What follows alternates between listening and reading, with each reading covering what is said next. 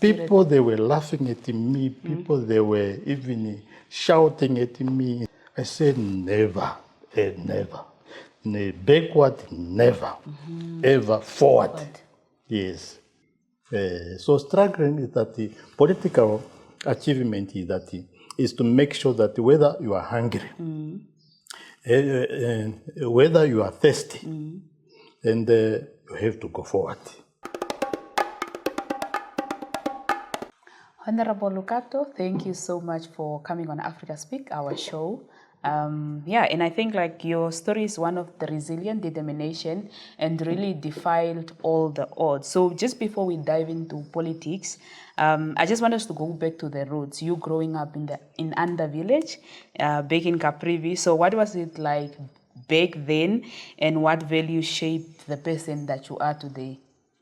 Thank you very much, and it's a pleasure to invite me to this important platform.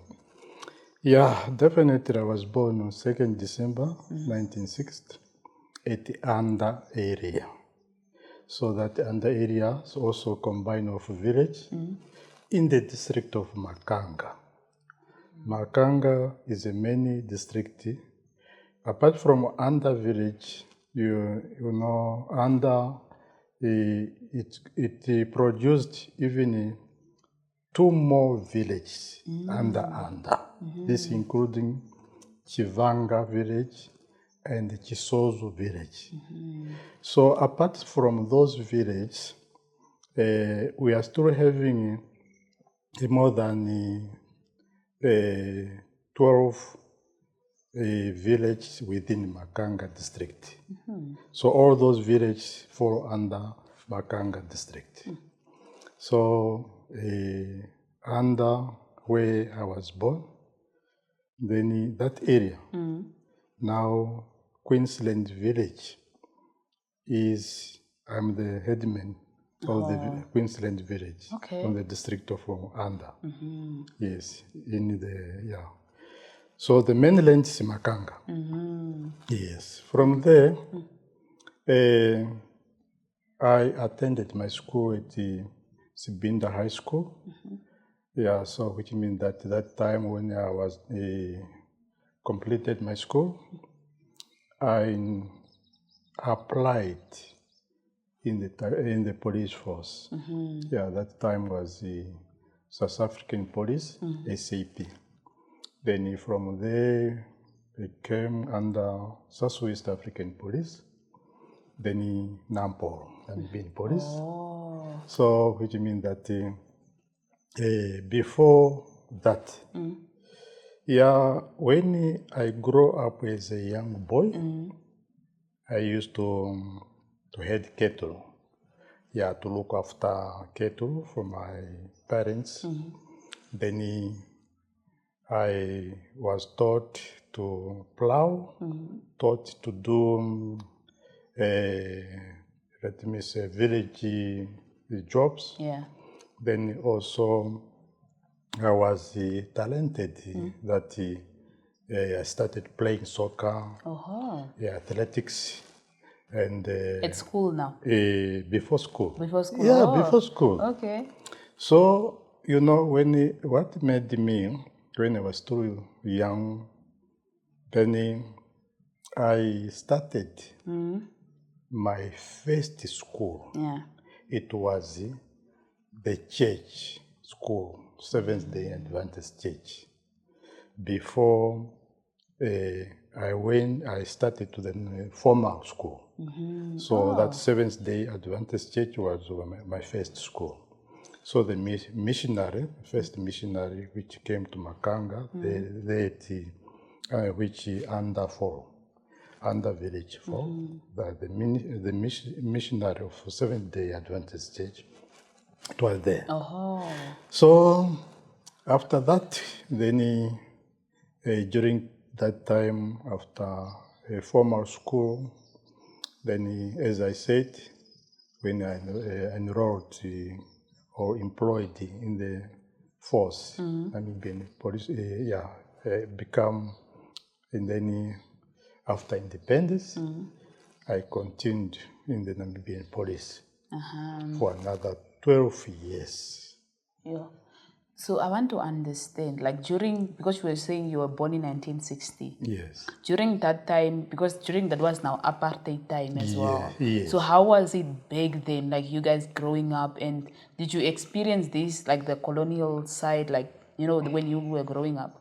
Yeah, when I was a young boy, when I become to know that this is a person, this is a tree, it was a time of the struggle.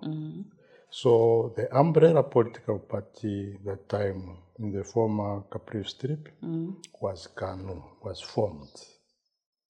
So me, myself, as a young boy, I was active while I was at school. See, so which means that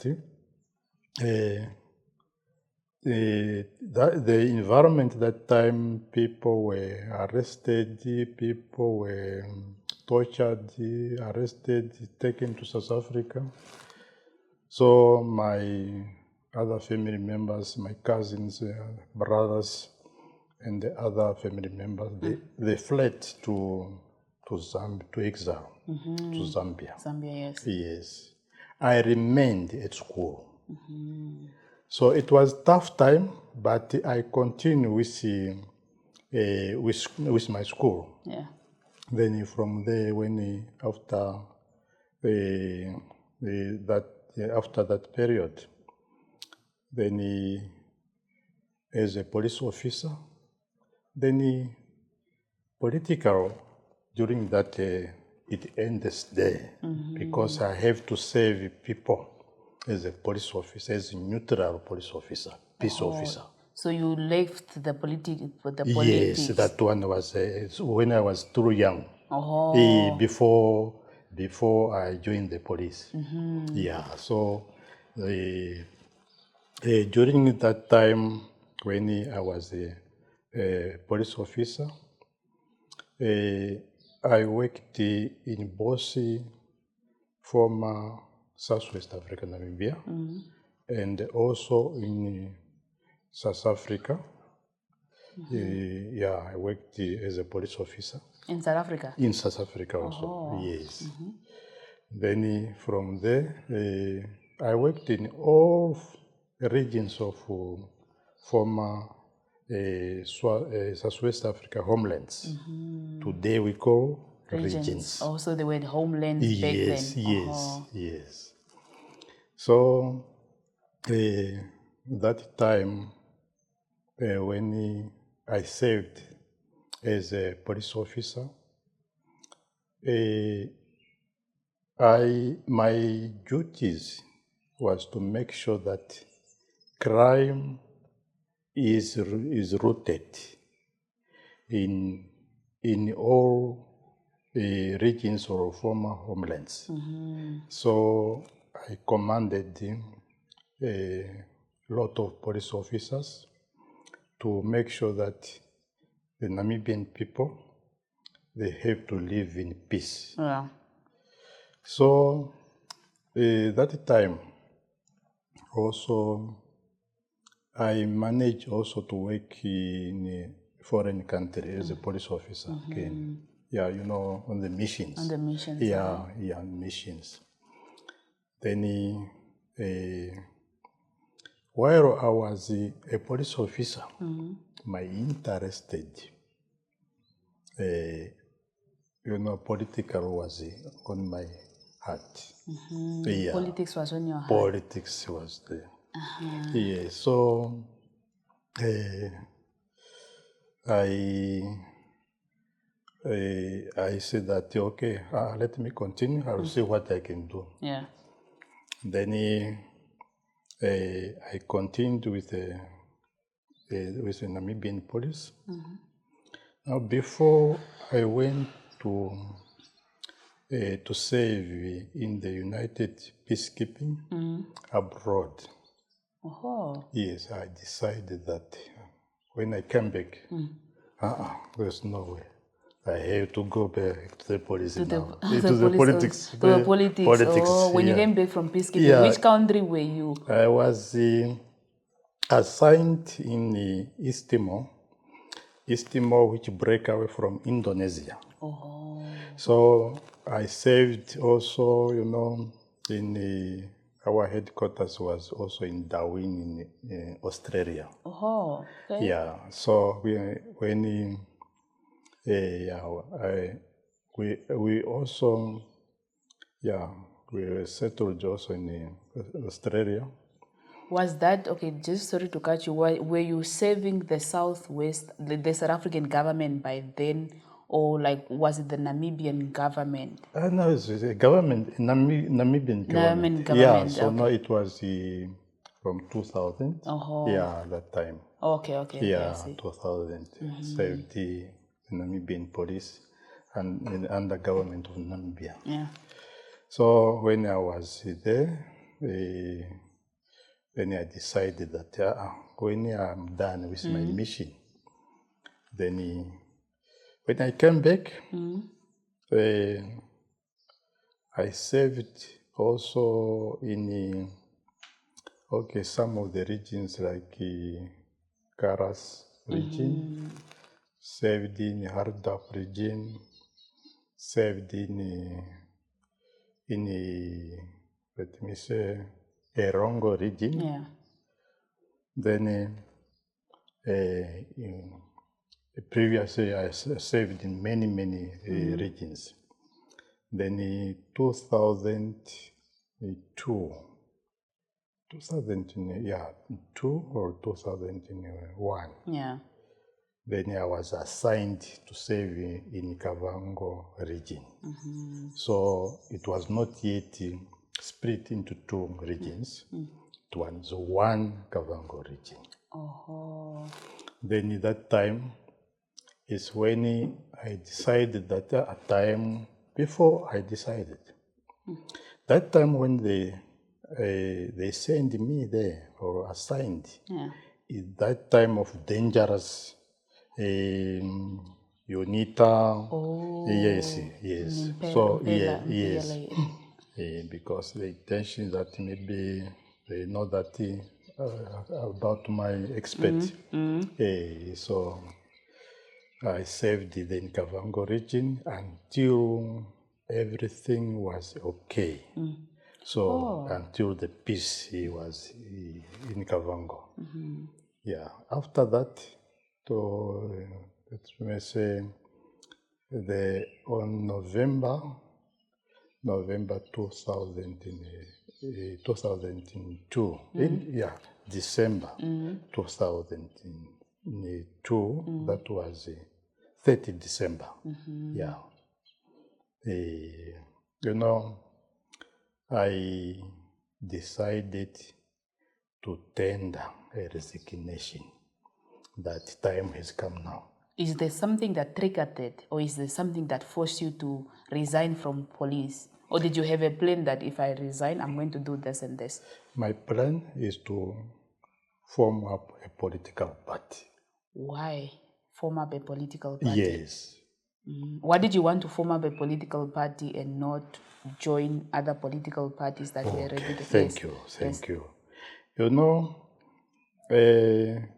I have observed the political arena of Namibia. Then I decided that I cannot join any political party. I have to form up a political party, which I can see that it will go hand in hand with my ambition. Yes, that's the reason. And what was your ambition back then? Yeah, my ambition after observed Namibia's independence and before independence, someone who have worked in the government. Yeah.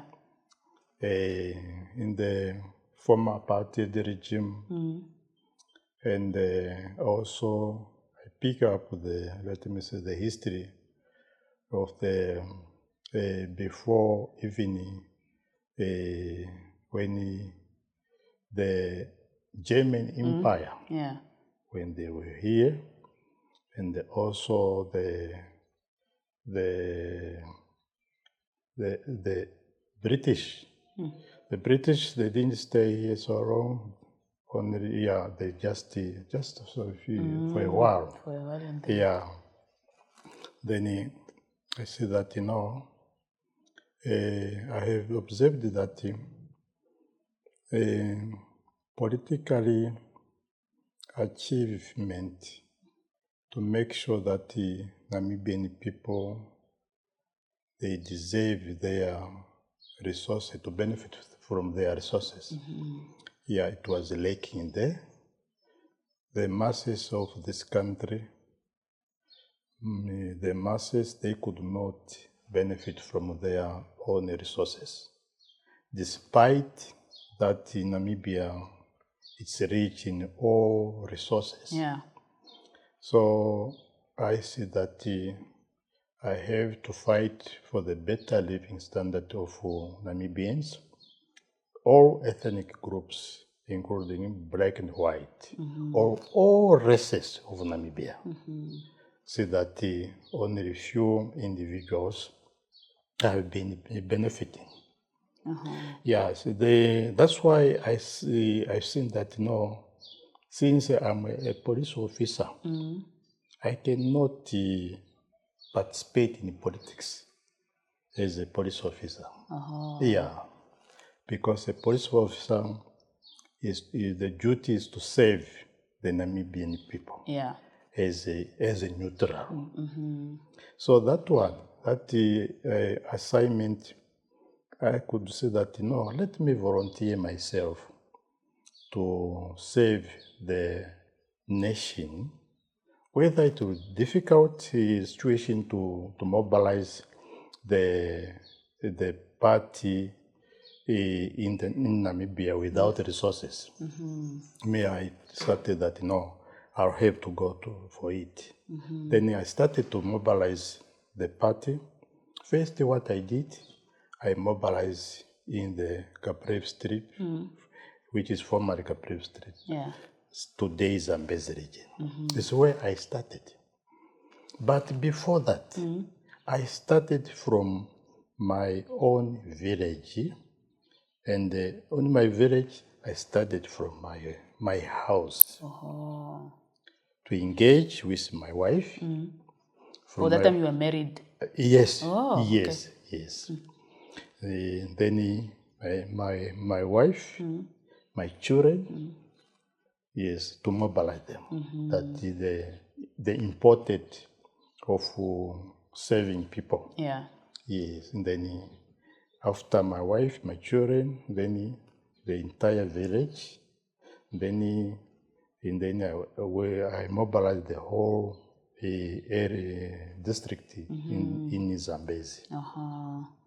Then when I was done with that mobilization, before I could not, I engaged traditional leaders of that particular region. Then after that, I came to all other 13 regions of Namibia. I mobilized the party there. So those I engaged, the community team on the ground. Yeah. Then I told them the aims and objectives and my ambition. They said, no, you are right, just form up a political party. Yeah, after I have seen that, I think there's no objection for that. Yeah. Then I started now to recruit new members. Then when I recruited new members, then we made a structure. Yes, some of them first structures. My first vice president is from Oshiwambo. Oh. Yes. Your first vice, one of the vice president. Yes, okay. Yes. Was Oshiwambo man? Yeah, was a lady. A lady, okay. Yeah, lady, interesting. Yes, and also because the NDP is a federal system, I was having 5 vice presidents Oh. One of them was a bastard from Hardap. Oh, bastard from Hardap. Yeah. Okay. Then where another one was from the Nama community. Yes. Okay. Then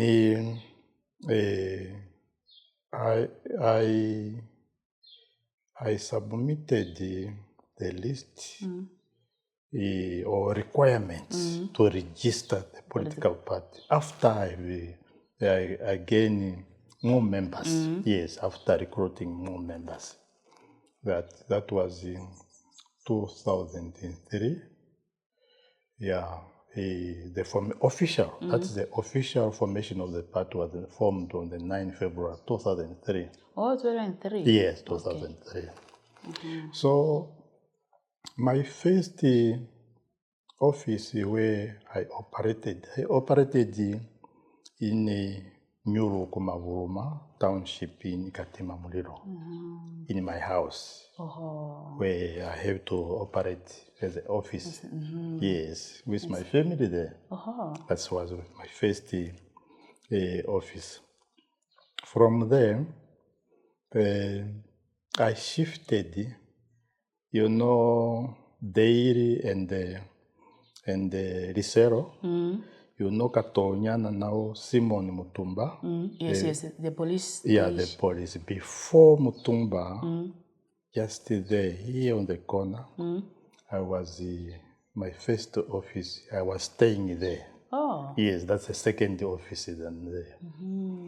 Yes, and then, before that one, the second office, I rented a small room in Build Together, by location today.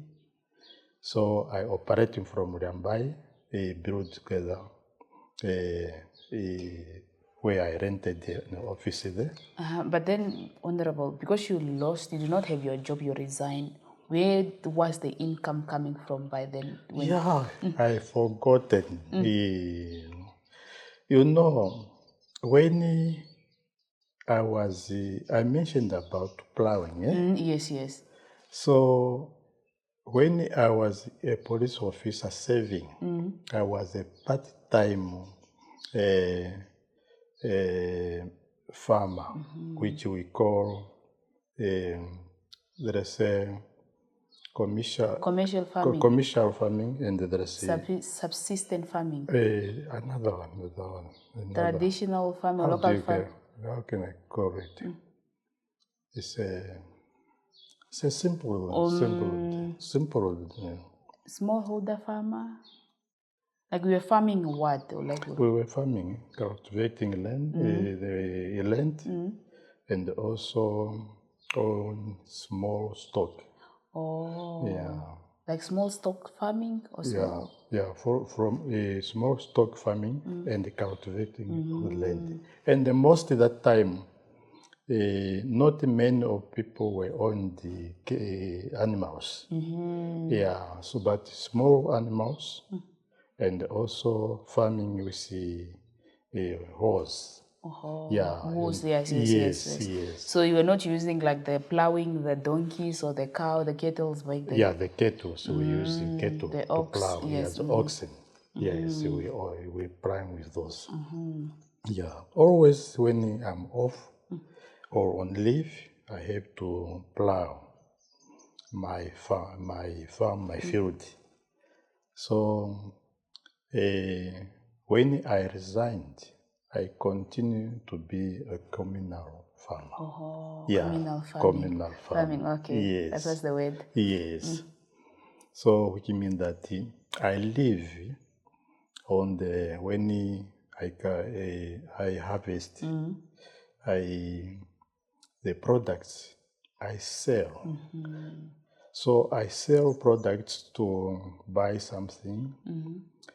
Some of the money, I have to use them to mobilize, transport wherever I have to go.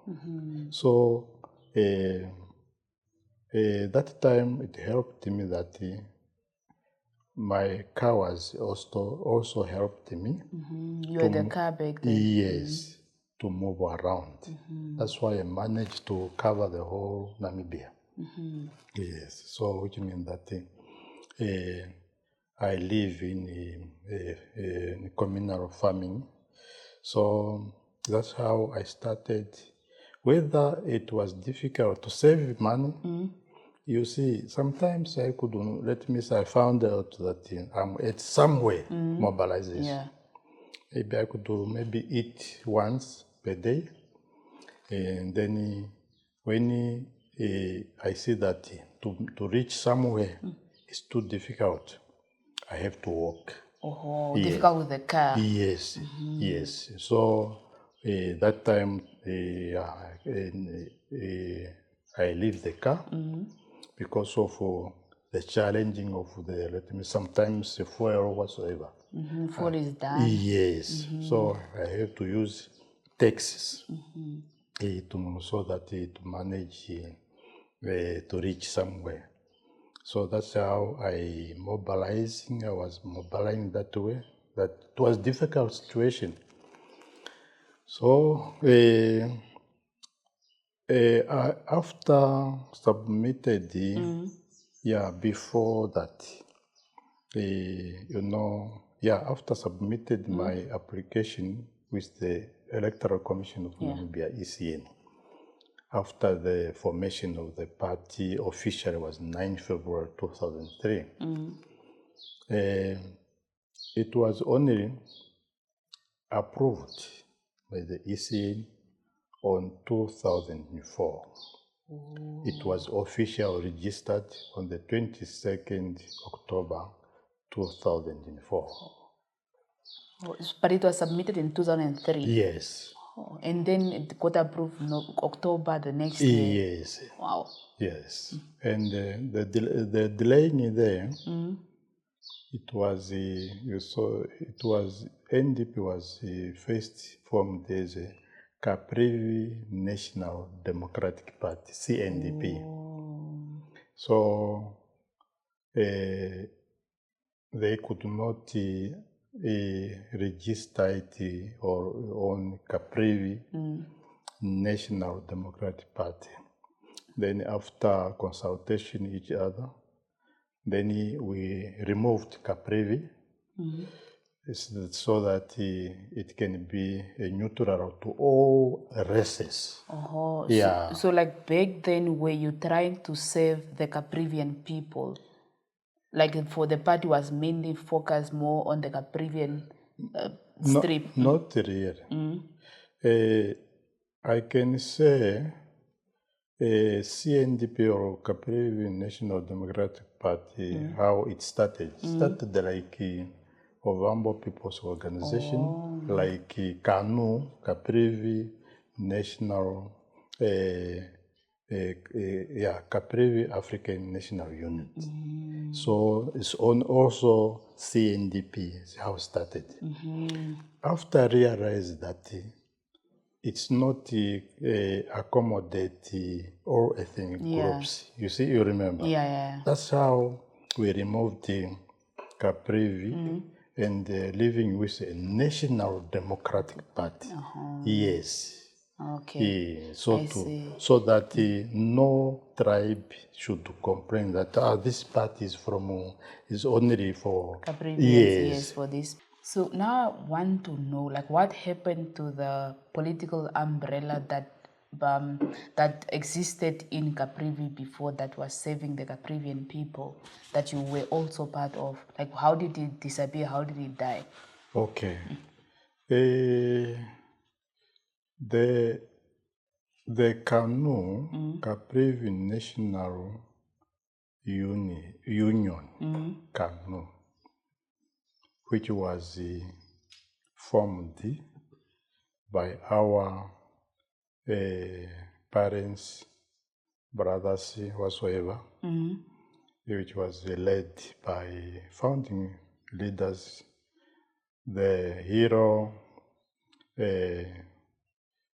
Brandon Kangongro Simbwe as the first president, and the second vice president the exile leader Mishake Muyongo.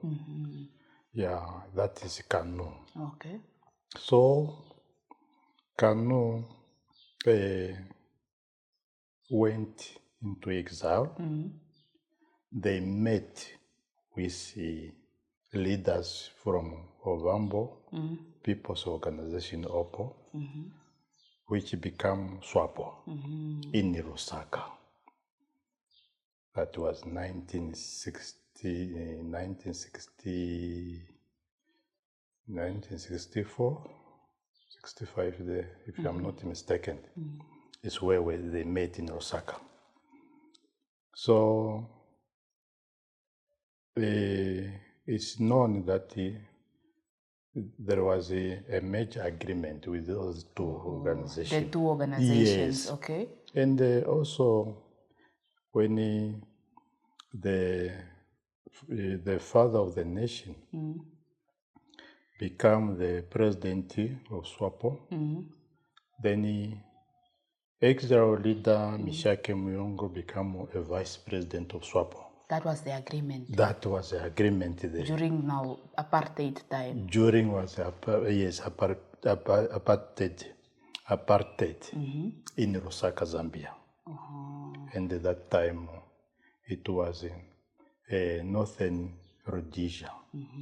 Yes. Okay. So now, since I didn't go to exile myself, as I told you, we don't know what happened there during the struggle there. We don't know. We only discovered that the leaders of Kanu, they have some came back from exile. They returned back. So some remained with SWAPO in exile, some of the Caprivians. And some of the Caprivians, including the exile leader Mishake Muyongo, they came back. I think it was 1994, 1984, point of correction, where he formed a political party again. Muyongo again. Okay. That was UDP, United Democratic Party, UDP. But Kanu still existed when that party was formed. Now he went with Kanu. When he came back, he came and they formed another party, which is the UDP. Oh, and who was the leader of Kanu? Kanu. Master Musimbi, the president. Oh, he also went in exile. What happened is that the president, Brendan Simbaye, he returned back to Caprivi. Then he was arrested. Then from there, when he was arrested, by who? By the former South African forces. He was sent to Hardap region with others. From there, no one knows what happened to him. There is no grave of the late hero Brandon Simbaye Kankongoro. Really? Yes. You see, some of even my I can say my uncle, Masida Chatambura, also, and also Liaboroma. Masida was let me say, bride on the fire by the apartheid regime. On the fire, bride him. Really? Yes. On open grilled, yes, on open burn. So he was killed there at Masida. then they took his body to Pretoria. And the others, those who were arrested also, they took them to Pretoria, like Gaboroma also, the grave whether in South Africa, and many more. So what happened is that Muyongo, when he came back, Kanu was no more. So those who remained with the SWAPO, with those members of Kanu, they remained in SWAPO. So which means that I don't know what happened after their major agreement, that what was there again. Yeah, but up to from that time, Kanu was no more. Yes, so it means that the same like OPPO. OPPO, the organization called OPPO, it was let me say, the leadership of OPPO. Yeah, it became SWAPO. Yeah, so it happened also from Kanu. Yeah. So the men who can just explain those leaders within Kanu and those from Ovambo People's Organization, what was their agreement when they met in Lusaka? Yes, what happened? Yeah, so that was the first political party. That second political party was also Kanu, not UDP. The same leader, Mishake Muyongo, is the one also who signed the major agreement when Brendan Simbaeka Ngongoro disappeared without any trace. Yes, so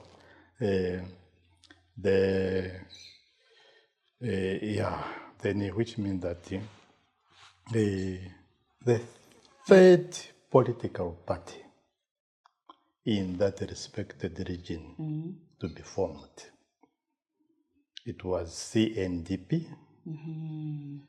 The founder is me, which became the National Democratic Party, to make sure that all races, they join the party. It's not for the Caprivians only, but for all races. Yes, so that is National Democratic Party, which was formed on the 9th February 2003, and they become official registered with ECN on the 22nd October 2004. It's quite interesting. Just to cut you again, to take you back a little bit. So sorry for that. No problem. Because I want to understand at what point did Master Muyongo decide to go in self-exile, and also I want to understand the reason, because there is now the Caprivi treason trial that is also that happened I think last year as well, with some of the people that are in jail, because I want to understand that situation, what really happened and what caused it, and at what point did Master Muyongo go in self-exile now, and where is he? Okay. Let me say, it was let me say, when UDP was formed, it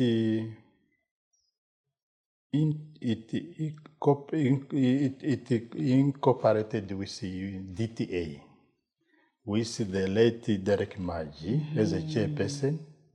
Then ex-Zaro leader Mishake Muyongo became a president of DTA, because UDP was part of DTA. DEA. Oh. Yes, there are a lot of, let me say, political parties within formerly in former of ambulance, including those become a Tunihari Alliance. Yes, they were serving in Tunihari Alliance. That's why it's called DTA. DTA, okay. Yes, and then those DTA, those including Nudo, were also part and parcel of DTA. And RP was also part of and parcel of DTA. Yeah, so, and the others, other political parties. Yeah, so Miongo became a president of DTA because UDP was strong in Caprivi. Then, like Kanu, it was an umbrella. All Caprivians, that time, we were in umbrella of Kanu. And exile leader Meshake, when he came back from exile, the Caprivians also supported the UDP. Yes. That's why I think what I have observed, the DTA leadership, they see that because of very brilliant leadership of Mishake Miongo, maybe they were invited to join ventures with yeah.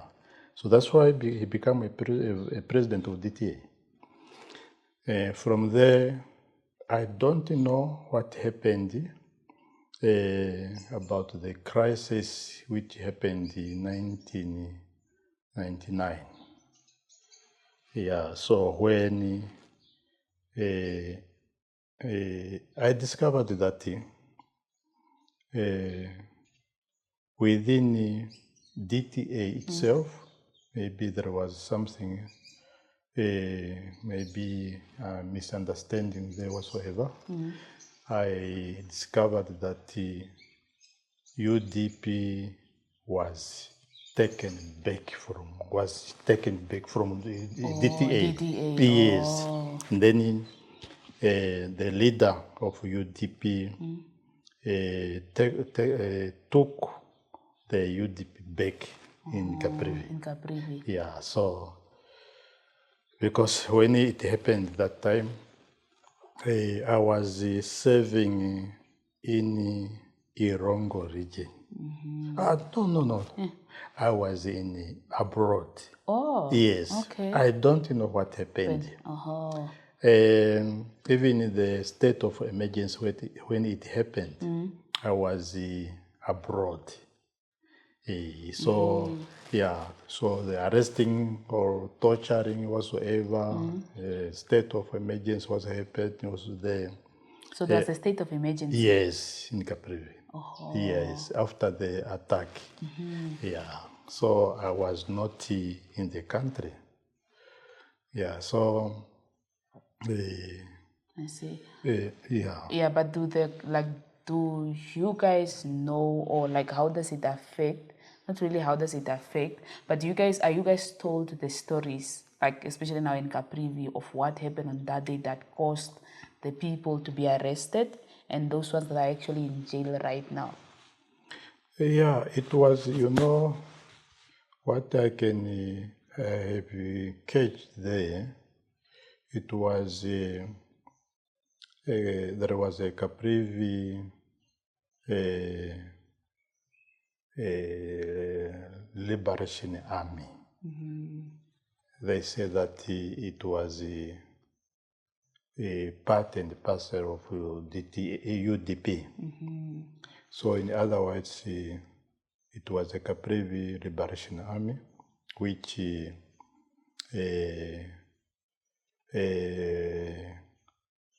fought or attacked some government institutions like a police station and also Winela border post, NBC, and Katonyana, which is today Simon Mutumba police. Yes. So after that attack is when people were arrested. So yes, they were arrested. There were many of them arrested. And the others, they fled the country into exile. Yeah, that time, including the leader of the UDP and our king, Mamiri. They're also in exile. First, they were in they fled to Botswana. Yeah. From Botswana, some of them, they remained in Botswana.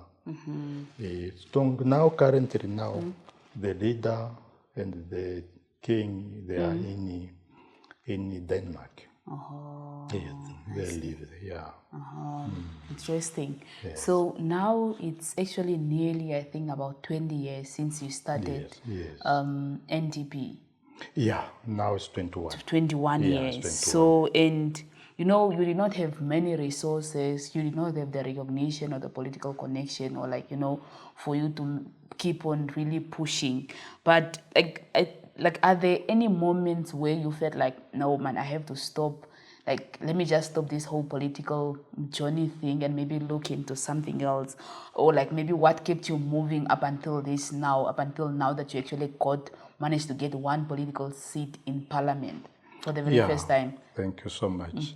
You see, from my young, as a child, as a boy, whatever I decided to do, whether it's difficult or not, I have to do it. So my determination not to surrender, not to retreat back, it's a first bet which comes from my ground, background. From there, also, when I was a young boy, I used to do a lot of things which others, they cannot do it. Yes, then at school also, you know, at school I could participate in all sports, even events. So that determination have helped me, and I can say that maybe the spirit of going to church as a young boy, this size, to church. No one told me, my parents never told me to go to church. Oh. Myself, I started to go to church. That's in my school, first school. Yes, so that spirit.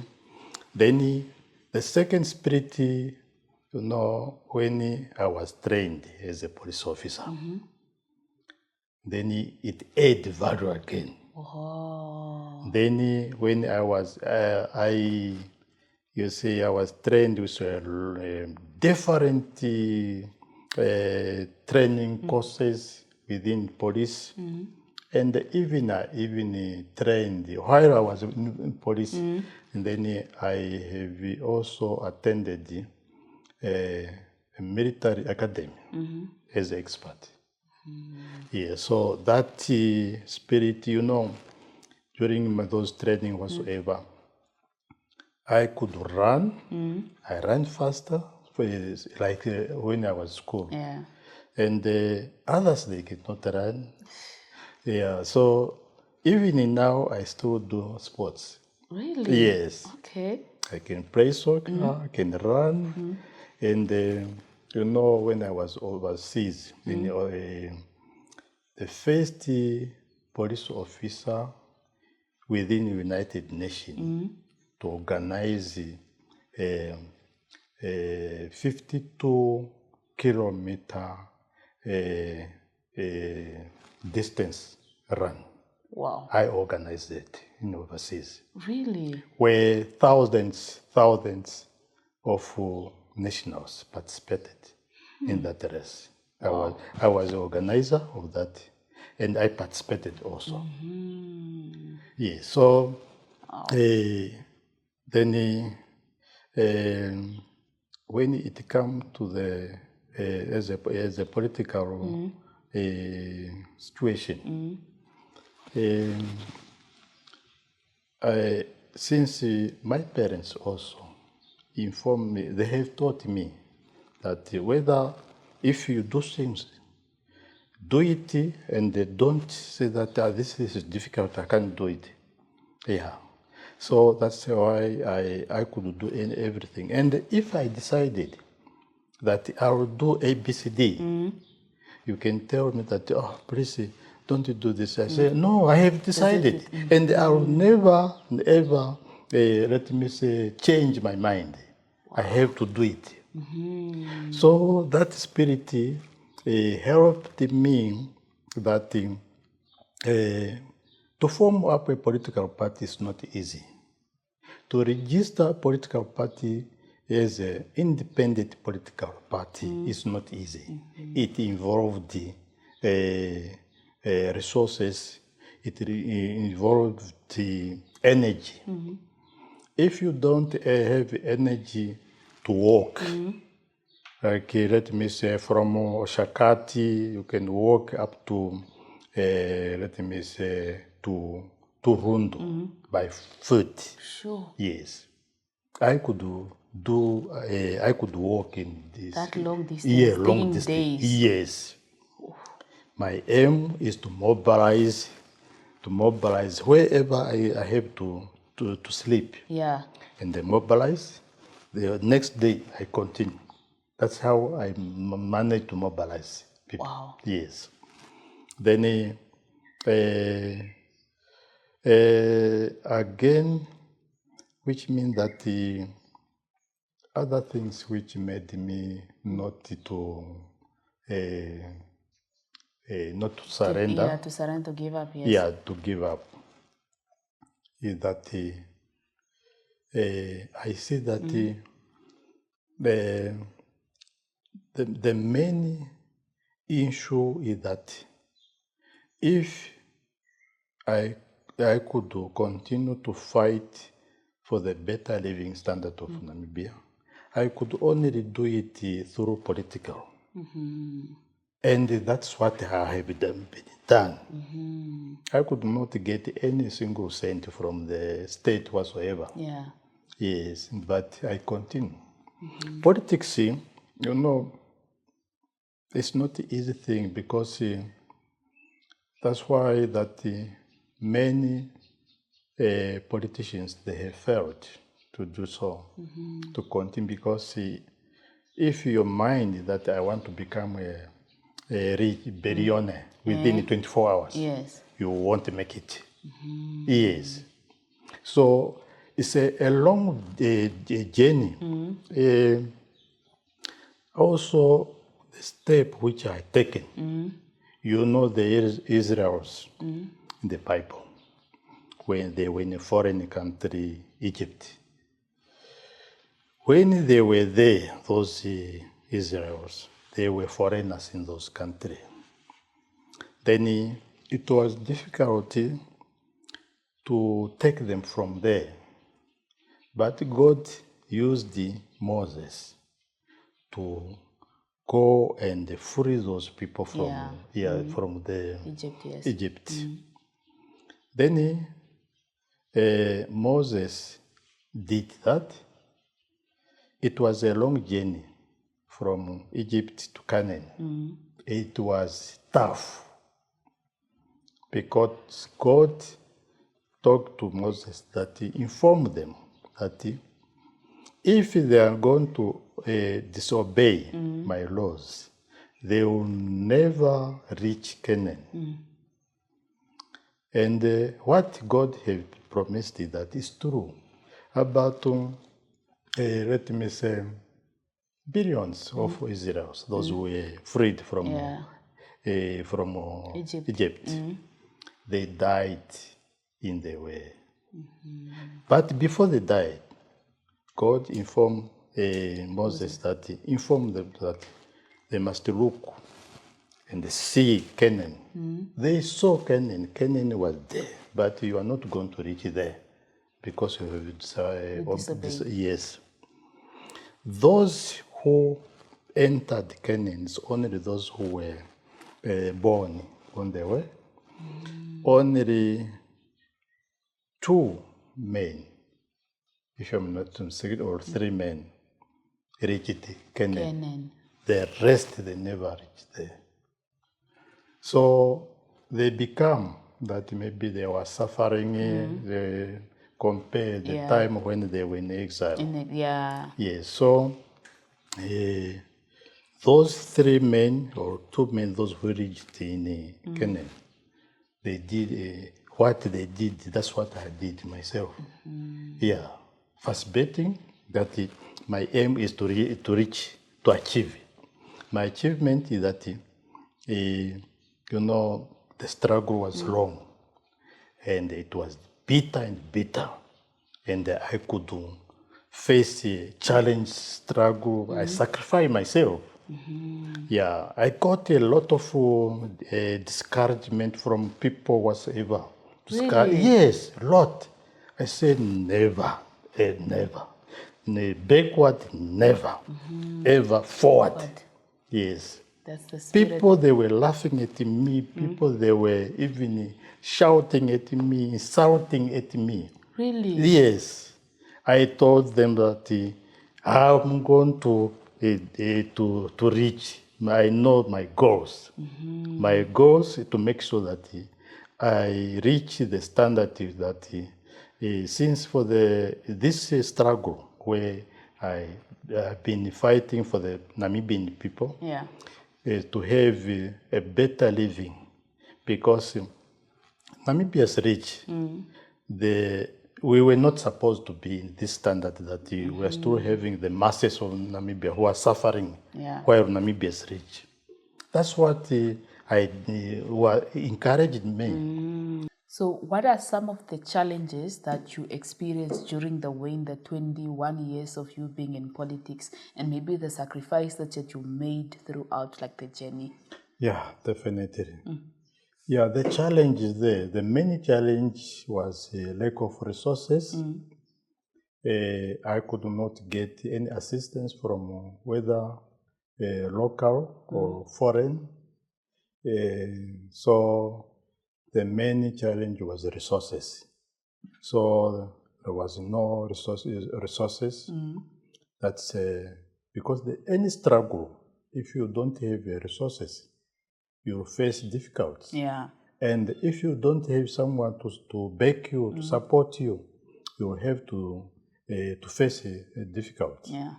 So me, myself, I manage without the resources, because the resource which I was having is the spirit from the Lord. Yeah, the Lord kept me to make sure that I continue the struggle of political struggle. I continue to make sure that whatever I say, it will benefit the Namibian people. So that spirit, the power I was having, the energy, the determination, I have to pray every time and then. So which means that the prayer, God answered me that whether I don't have any resources, the struggle continue until I have achieved. Amen. Yes. Yes. And today you actually achieved one of your goals. Definitely one of my goals. Yes. So let's talk about your campaign for last year, which many or some people call it a miracle campaign. Because you didn't have billboards that were all over.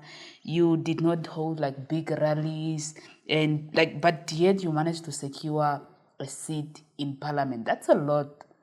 So how did you how did you manage to convince the voters with such a grassroots door-to-door strategy? Yeah, thank you so much. During my entire political journey, struggle, my voice,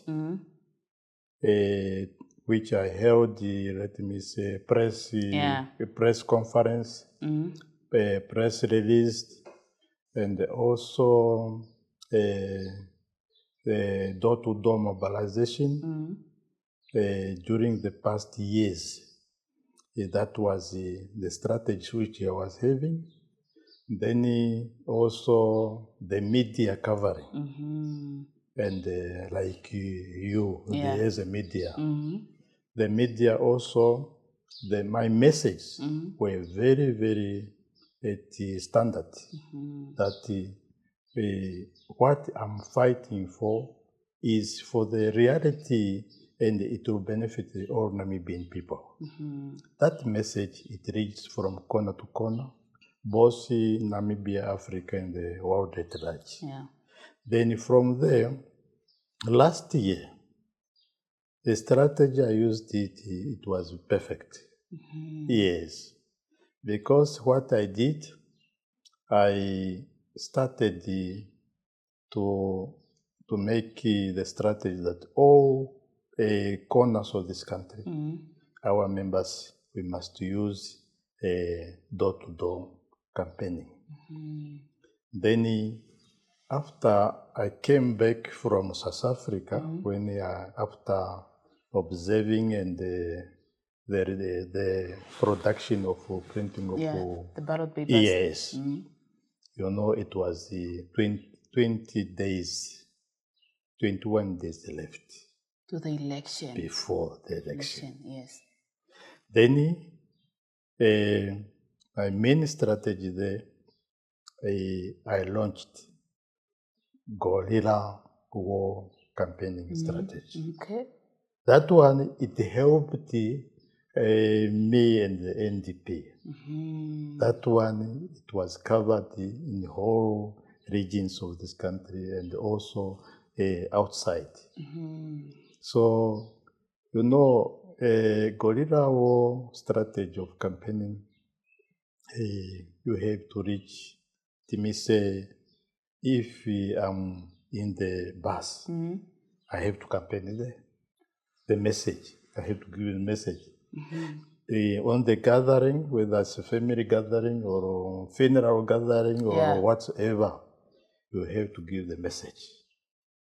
And in all those, you see, the message is that,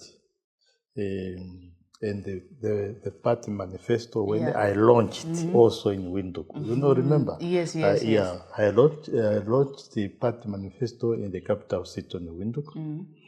The guerrilla war campaigning, I launched it here again in Windhoek.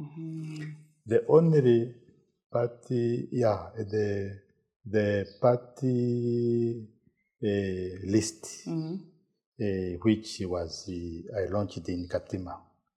So, you know, my target, you know, when there is an event which I have to launch in a city, the message, it go parallel to all regions and to all abroad.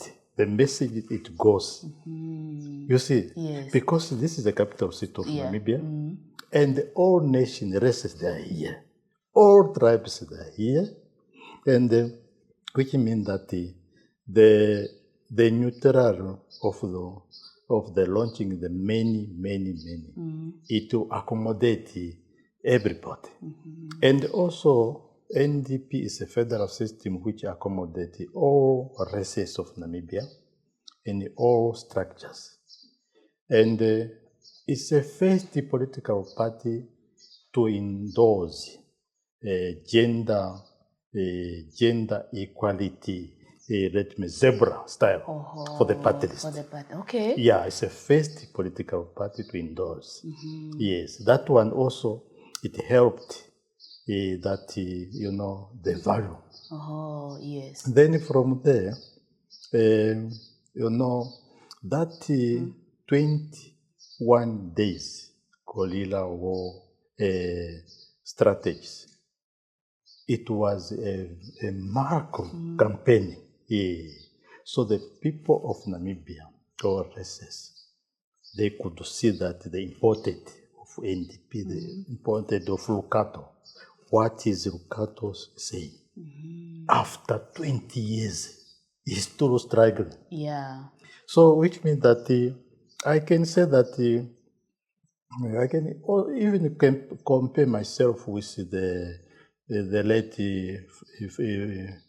founding father, because also what he did, that's what I did myself. Because he never give up. That's what also myself I did. So struggling is that the political achievement is that is to make sure that whether you are hungry,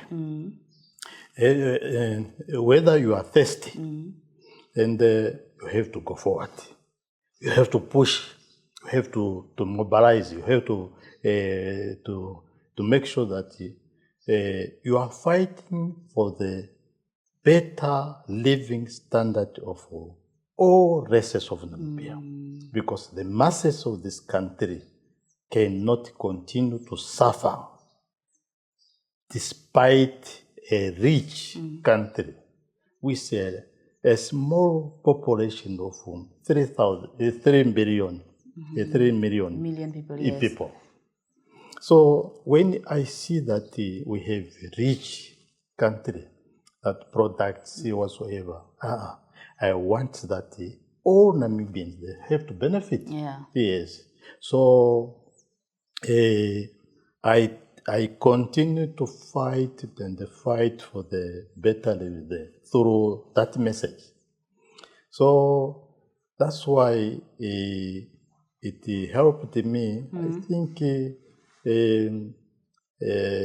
people of Namibia definitely. That's why we scored a single seat, because my ambition it was to score 20 seats. Parliament, okay. Yes, that was my ambition. Yes, but me, I believe that it was not at the right time. When the right time comes, it will happen.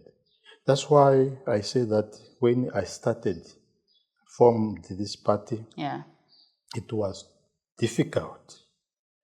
And when it was difficult like that,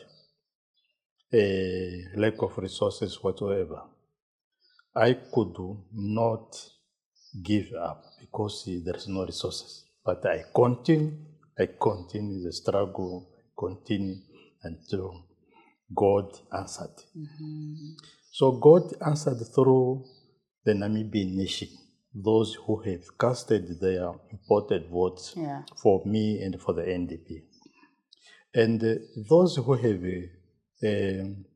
casted their imported votes for me, they see that my value, I have to, the reality and the ambition, what they see that there is imported things which I can do. And I believe that myself, as a servant of the Lord and of the people, I'm prepared to work for the people, and also to die with people, and to be with people. So that's how I believe myself, that I don't believe in short journey. I believe in a long journey. That's what I did. Yes, the struggle. It was too long, but I knew that definitely one day. Yes, one day it will be one day. Yes. And I think that's one attribute that I think me and many of the Namibians can actually learn from you, because I think we believe, or we are more used on, if something is not working out, then we try to look at doing it another way, to look for something else. But being determined and seeing it up until the end, I think that's really, I can just imagine. Thank you. So when many Namibians, when they heard about your struggles and what you really went through and what you managed to achieve, so many of them started rallying behind you and fundraising money for you to relocate to Windhoek, and also for you to be able now to be in parliament to do your parliament duties. So that must really been like really emotional, or like emotional maybe for you, like you're seeing Namibian people rallying behind you and giving you all the support that you need and all. So how did that support actually change your perspective on leadership and maybe like responsibility? Yeah, you know, you are talking the reality. After scoring this seat, they go to Samaritans, those who come with that such support. Yeah. You know, it comes from nowhere. And I never expect that. See, like the same, like I didn't expect the Namibian people that they are going to cast their important votes for me. I never expected that, because in me, I believe that when the time comes, so I believed that if time will come, definitely it will happen. It will happen, yeah. So the spirit of those Namibian people, those who have supported the rally behind me whatsoever, I believe that when times comes, there is no way. When times, as in the Bible it says, God have set times, time to be born, time to suffer, time to be to have is difficult, Yeah. and the time to do what ABCD. Time to be blessed as Definitely. So this is what happened, because you know it's a miracle that a good Namibian Samaritans, those say they come to support me, to allocate me, in Windhoek. After 20 years, you know, struggle for what with transport, everything, what. I say that God is good, definitely. Because God is using people. Yeah. That's what has happened. Yes. So definitely I believe in God, and also other things. The security also, God is above there. Then we have our forefathers, and we have our parents. So when I was born and grew up a young boy, I respected very much my forefathers, my parents. The ancestors. My ancestors. I respected all older people than me. And if you happen to be the size of my mother, I call you that you are my mother. The same applying to my father. Yeah. So that respect which I was having, which I grew up as a respected the boy from young, blessings. I got blessings from my parents, from my ancestors, and also the many blessings also are from the above, the Lord. So those blessings, it made me to be strong, to have a determination, and to sacrifice, in order to achieve. That blessings definitely it helped me a lot. Yes, that is how. Yes. And maybe what type of support did you receive, like from the community or from the Good Samaritans? Okay, you know, I never knew that the people from Namibian people, they were busy, they donated, they organized themselves. I was only called that, we are busy organized donations for you in order to fly from Katima Mulilo when towards before the swearing in.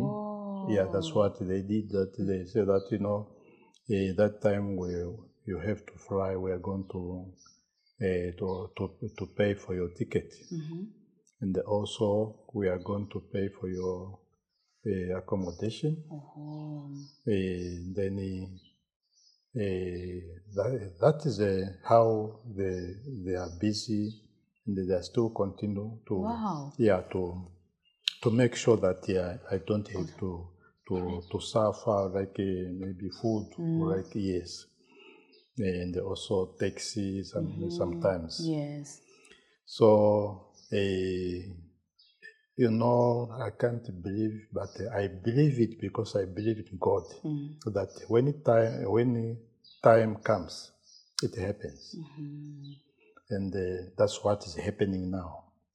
Maybe also, you know, as I said, the Spirit from God is God sent His angels to go into those good Samaritans that assisted the Lukato, who have been in the struggle, political journey for a long time, and he is not do it for himself, but for the Namibian people. So I think that's what happened. Wow. And I can say, I can agree with you, sister, that many people, they are happy about me. Yeah, there are many people that are happy about. I have observed that. And what I can say, very much appreciate if people are happy about me. That's also blessings. Yes, so which means that I never expect that it will happen like that. Yeah. Yes. And God will bless their pockets. Definitely, for sure. definitely. I think like there was nobody who was like ever celebrated as you were celebrated. The seat that you got in Parliament, and I remember like there's a lady on I think on TikTok. I don't know if you know her. I'm not sure of her name, but I think it's Yvonne or something. Yeah. Is Yvonne? Yvonne. You know her. But I think she was like really campaigning for you on social media. Yes. She was the one doing videos left, right, center, Yes. and all that, really advocating for you and the work that you are doing. Yes. And just not her alone, but many Namibians as well, and celebrating. Yes. So yeah, and I'm just really happy and proud and really inspired. Not like proud, but I'm really inspired by the work that you do and really the journey that you went through. Amen. Yes. Amen. So, like now you are in Parliament. You will be in Parliament. You are not yet in Parliament. By next week, you will be in Parliament. But then you only have one seat now. NDP only has one seat. And some people criticize or maybe they argue that small parties don't really make like a lot of change within the Parliament because you only have one seat and you don't really have like the other political party has the major power. So how do you plan to make an impact despite being like a minority in Parliament? Okay, thank you very much. It's so important. You know, minority does not mean that you cannot work for the people versus the majority. Yeah. I believe in principles. One person's contribution can be accepted by the majority. So, in the parliament, I believe that whether we are different political parties, when it comes to the contributions, if my idea, my contribution, it will benefit those in parliament or the masses of this country. I don't see the reason why others they can not support it. That is my stand on that one. And also, you know, political, we are fighting for the one common goal, is to develop Namibia, is to make sure that we manage the resources of this country and share these resources to all Namibians equally. Yeah. So which means that the motions which we are going to do and which I'm going to do as in Parliament, it cannot only benefit the NDP or those who, but it will benefit all Namibians. And also it will benefit those, my colleagues in chamber. And, I believe that when we are in the chamber, respect of other people's comments is so important. When people voice out or present their emotions whatsoever, I think it's to supporting each other. And also the issues affecting Namibian people, we have to agree also in principle that these issues affecting the masses, let us not support these issues. We will support those issues, those which can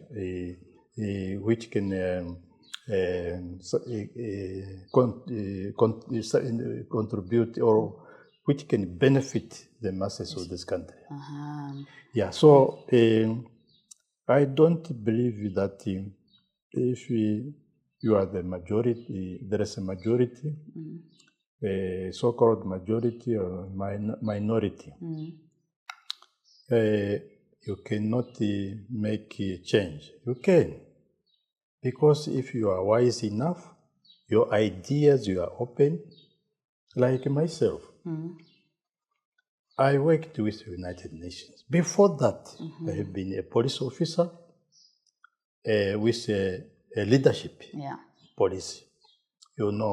People of Namibia. First of thing, crime.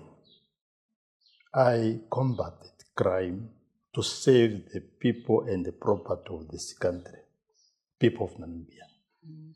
So if I saved the people for many, many years as a police officer, it's a huge thing. Secondly, I served in the UN peacekeeping missions in the world body. Where in the world body is where we met all nationals, including all continents, is where we served. There I served in the leadership capacity. I led other nationals as a CPOL, UN Civilian Police. The experience which also helped me in the United Nations and in the police. At home, I am in Duna of Queensland Village, and also a member Kuta at the district level of Makanga. So, which means that my experience is too wide.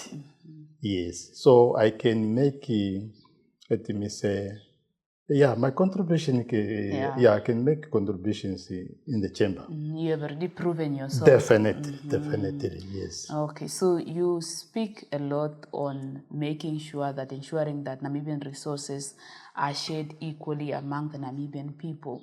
But maybe if we can just be more specific, maybe what specific policies are you pushing to ensure that actually that happens?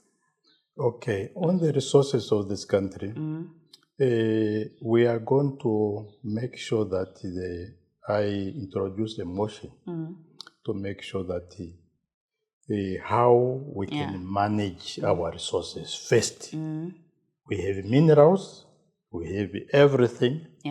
The management of our resources, it should be well managed. So that's a key, which it will become, let me say, in the policy.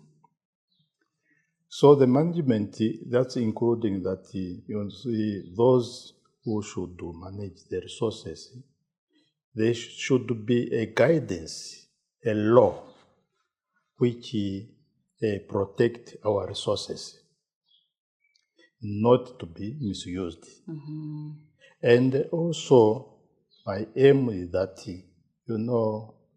if there's any resources which were stolen or went missing, we have to make sure that we follow those resources where it's where until those people those culprits, they have to be brought to book, and they have to pay back, so that resources should be returned back.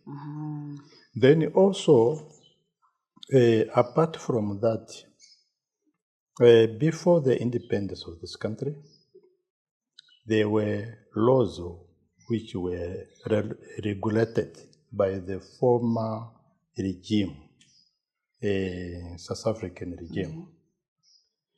And also after independence, also there were laws which were regulated. Some of those laws affecting our people, affecting the nation. Those laws should be amended and repealed to root out those laws which affecting our people for a long time, and they're replaced by the laws which will benefit our country. Yes. So that's important. Example of those laws is that in the judicial, where you have some law like a criminal law in court, you have civil law, that's the criminal and the civil law. If you stay 100 years, you go and open a case, you are allowed. But when you stay 100 years, you go to open a civil case. They will say to you that this case is proscribed. You were supposed to do it within 3 years.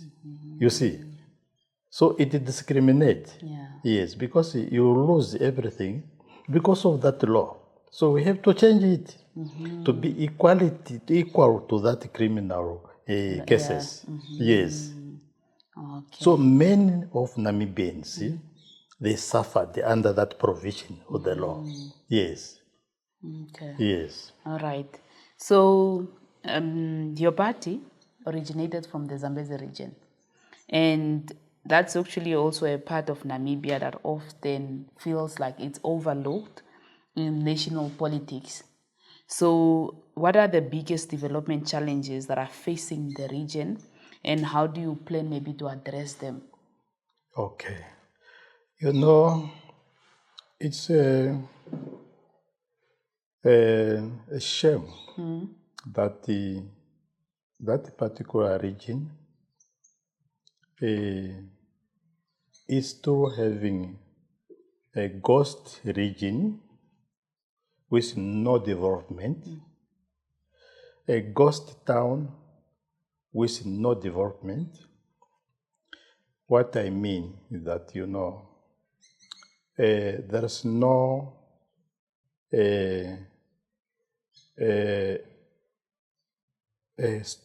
state hospital which can accommodate all facilities whatsoever. The state hospitals in Katima Muliro, the patient should be referred to Rundu or to Winduku. You see, many people from that respected patient died in the way before they reach Winduku, before they reach Rundu. So that is the effect of it need a hospital compared to Katutura or Central here, or like that one in Rundu, or that one in Oshakati. Which means that is another issue there. Another one is that The region, for the past years, after 35 years of independence, Yeah. with one ghost was town, apart from the Bukaro Village Council, which was established very soon. So we need 4 or 5 towns there, apart from the main regional capital of Katima, yes, to save the region. And also the health centers, and also to equip with both staff, medical doctors, and in all centers and the hospital. We need the main hospital in Katima supported by 4 district hospitals, and also supported by health centers and the clinics. Yes, because through having people who are walking or to reach a long distance for the next health center. So that's my duty to make sure that yes. And then from there, the roads also in other areas where there is no roads is so important that it reach the reality. Myself, I have been fighting for the connection of the railway line from Rootfontein via Kavango to Katima. I have been fighting. I'm happy that the government have responded. They have approved it now. Yes, the construction of railway line. I have to make sure that it should happen.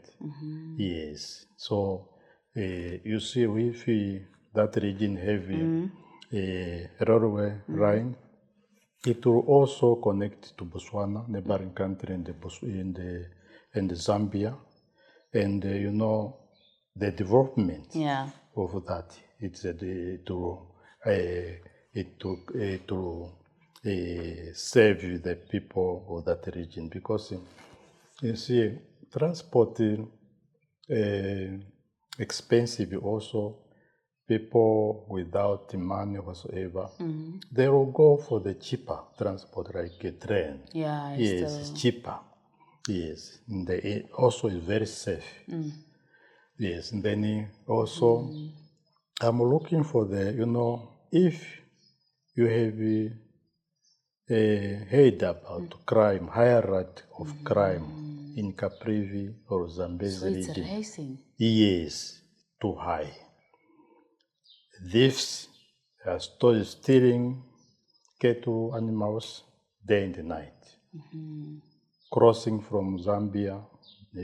So my aim is to make sure that the police and the military, they should be equipped with resources in order to cover the borders. 24 hours, like in Botswana. No one can enter Botswana to go and steal, because as soon as he wanted to cross illegally, he's going to be arrested. Yes. So so crime it should be dealt with. That and to for more establishment of more police stations, and also border posts. Yes. Okay. From there, other challenges there in that particular region, the land, people of that, they got the idea, very good farming, communal land. Yes, the land is fertile. They need only assistance so that they can, let me say, plow their fields, their farms, so that Namibia become a basket food, which can feed even the neighboring country because the land is fertile. Yes. And that particular region, when there is any industrial factories, that is green schemes and many to create jobs. Yeah. You see, people they can, achieve. Yeah. There is no more in Katima Muliro. So yes, no more there. There's nothing. Sure. For the past 34 years. Yes, so that's why I call it that it's not to shout whatsoever, but it's a ghost region, it's a ghost town. Yeah. So what is now we have to make sure that after many years, we need to make sure that that region should be developed. Yes, it should be, yes. Yeah, I remember, I think, when I was in Katima last day in November, and you ask people, tell me something about Katima or Zambezi. Like, no, we are the orphan of the country, we are the neglected ones, and I think, like, when they hear that you are a Vambu, they get angry, like, yeah, you Vambu people, you are just developing your Shivambu people, you're just developing the north. But I think I do understand, like, where the anger and their anger come from. But yeah. Okay, but it's good now that at least they do have you and in parliament as well. So I think you mentioned before that you are open to working with other political parties as well. So if maybe a government of national unity were to be put on the table, so what condition will you consider for you to work with political rivals? Okay. Okay. Let me say, first of all, when I become a sacrificed man to suffer for the people of Namibia, to fight for the people of Namibia, to create or form up a political party, it's the aim was to intention to work with other political parties because we are fighting for one a common goal. Yeah. Is to develop this country. And the laws which we have to adapt or to present in the chamber should benefit all Namibian people. And me, I don't have a boundary between me and the ruling party SWAPO. And I don't have a boundary between me with other opposition political party. I am, I can work with them openly, without fear and without whatever. So, which means that I'm prepared to work with all those political parties in the chamber, despite whatsoever. Yes, that is my Okay. yes. Interesting. So, and then looking back at your journey, from under to now going to parliament, what will you say maybe is one of the biggest lessons you learned? Okay, thank you so much. It is a history in my life. It's a history in my life and in my family. It's a history in Anda, Makanga, the region, Zambezi. It's a history in Namibia, all 14 regions of this country. And it's a history in Africa and in the world at large, because what I have picked up that I think if there are any person who have participated like that, maybe I can only compare with some few of them, including the late founding father, may his soul continue to rest in peace, the group of Mandela, and the others. Otherwise, this is a history which I have learned that my sacrifice was not in vain, because what I was fighting, and then it came a reality. So my dream came reality. Yes. So I think when it comes to this, it's a history. It's not going to be deleted, and it will remain like that until even if they're going to write the yes. Yes. So I want to know, like, when last year during election and the announcement of the results, like, when did you get to know that your party has one seat in parliament, and how did you react? Like, who told you? Like, where were you? If you can just take us, if you can just take us to that moment, to that day. Okay. You know, that time when they were, let me say, after casting votes, Yeah. you know, yeah, after South Africa, after the campaigning here, the launching, Yeah. I went to Katima, but first in Rundu, I campaign, maybe it was 1 day, 2 days, proceed to Anda in Zambezi. Oh. Yes, so at the Queensland village where I have been there, then I could only attend some funeral, family or funeral events which happened. So I could not worry. Yeah, I could, and I was not, let me say, I remember that at Makanga school, there at the mainland village Makanga, some of our family member, there was a retired Gambera of the Kuta of district. He's my cousin. Yeah, we were there for the gathering. And the people, they were continuing to vote. That day, it was a day of casting the votes. Yes. So people, I could see people, they were going to the school there, or the polling station. Yeah. Yes, and then others, they say that, they have to come to campaign them. They want to see that school. Then we just went there to see the environment. Yeah, then after that, I came back to Queensland. Yes, and then during night time, those who were, I was not even worried that I have to say to check the votes, results whatsoever. I was busy.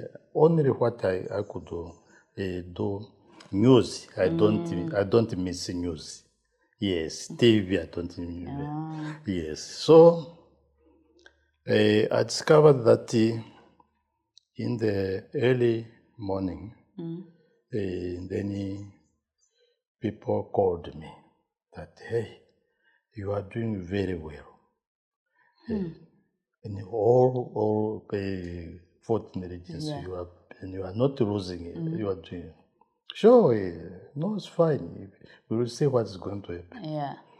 Then after those, what happened, extra days to vote, whatever. First, yeah, they called me from other regions that there is already a seat there. Really? Yes, there is already a seat. But they are still continue, the process still continue. Yes. I could not worry there because the process we could not. Yeah. Now, after now, the announcement of the allocation of seat, the media called me. The media called me that, congratulations, you are going to parliament. So, Was it during the day, morning, or was it evening?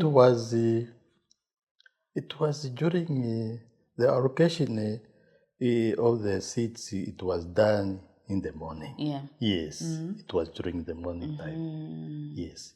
So I received the calls from one different media. Yes. Yes, calling him, congratulating me. Yes, and then also from individuals countrywide and even abroad. They started to congratulate. So they even started also on the social media congratulate. So that's how I got the message, and also on the news because it was on the let me say broadcasted live. I could see it by myself again. Oh, that's what. That's why they said it's true. And me, I said that I didn't expect that, but time has come. Yes. Like, how did you feel in that moment? I was very much excited, very happy. I was very, very glad. Yeah, so I decided that, hey, no. So what? So my hard work has paid. Yes, so I see that, hey, thank the God, thank the Namibian people, those who managed to do this. Definitely. Wow, I could just imagine how excited was your family, definitely. Your wife. Imagine all those long journey, and finally definitely. it's paying off. It's paying off. Wow. It was very, very, very. That's why if you have it, there was a celebration of the party in Katima. Wow. You saw it, eh? No, Sure. no. It was all over. Really? I think so it happened in Katima.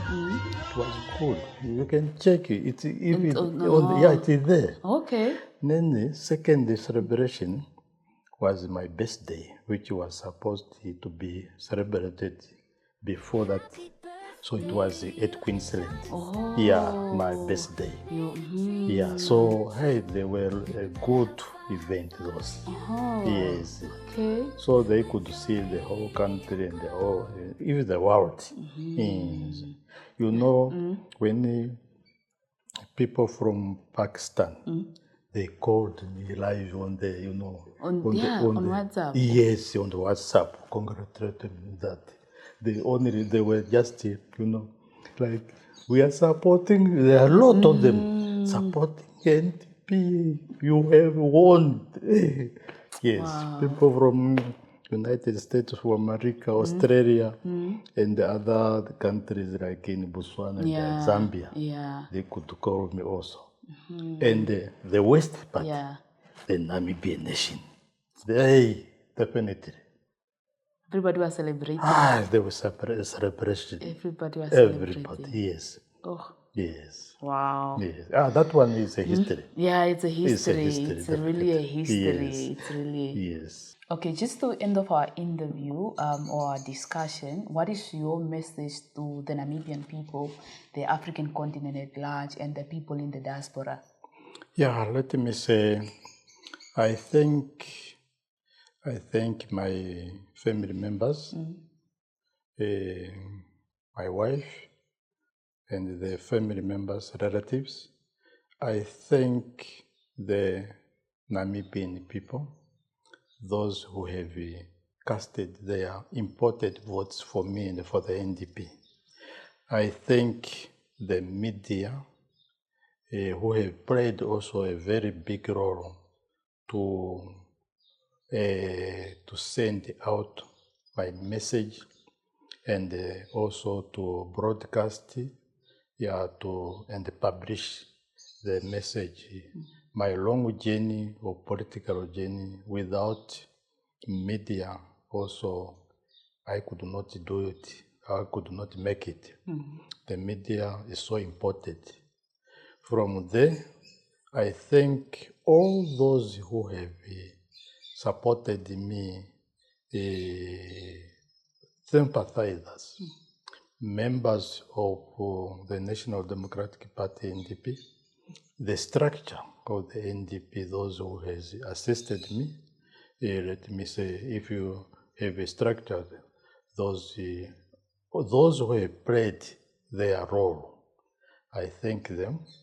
I thank all those, all the masses of Namibia, all ethnic groups of Namibia, Africa continent and the world at large, those who have supported me, and also those who are busy celebration or the achievement.